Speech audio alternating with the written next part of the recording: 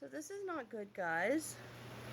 That's way too close to the fucking water. Like, she needs to stop laying and go up to the top again. Because that's way too close to the fucking water line. I'm gonna have to drop the water or something. There's an egg coming. She's working it up.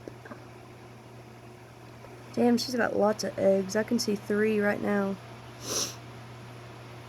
But this is a little worrisome. Like, why are you so close? Are you trying to eat? Because I don't need you guys eating my snail eggs. I want my babies.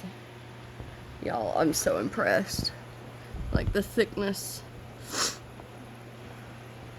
Go permafrost! Yay, baby! Wow.